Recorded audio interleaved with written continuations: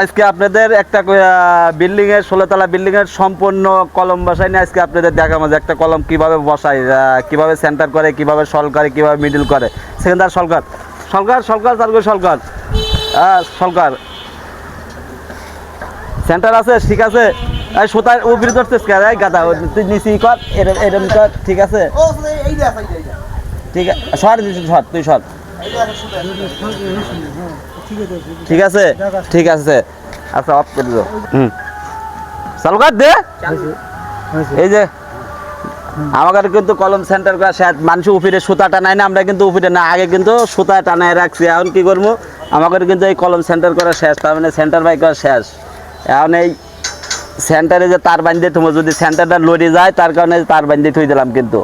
হ্যাঁ অফ করে আগে না।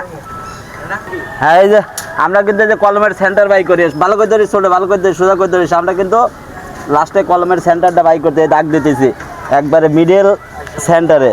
কেটা আইছে?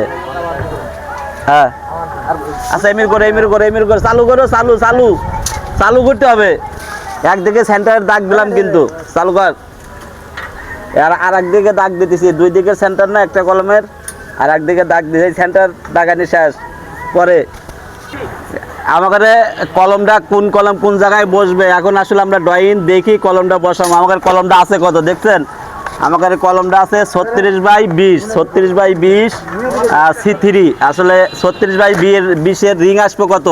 33 17 33 17 আমাদের রিং। আসলে এই 33 17 রিংটা কিন্তু আমাদের ঠিক আছে। হ্যাঁ এখন আমরা রিংটা সেন্টার করবো, আগে দেখে নেই। ওকে আমাদের কিন্তু কলম সেন্টার করা শেষ। আসলে এই কলমটা কোন সেন্টারে বসবো, কোনটা কতটুকু যাবো দেখছেন, আমরা সেই হিসাবে বসাবো। সেই হিসাবে কিন্তু আমরা এই কলমটা বসাবো। এই কলমটা আমাদের সেন্টার আছে 9 ইঞ্চি। 9 ইঞ্চি সেন্টার কীভাবে করে আমি দেখাচ্ছি, 9 ইঞ্চি সেন্টার কীভাবে করে আমি দেখাচ্ছি।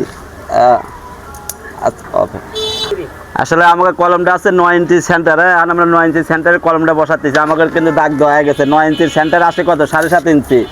এই 7.5 ইঞ্চি, এই 7.5 ইঞ্চি। আর এদিকে আছে কত?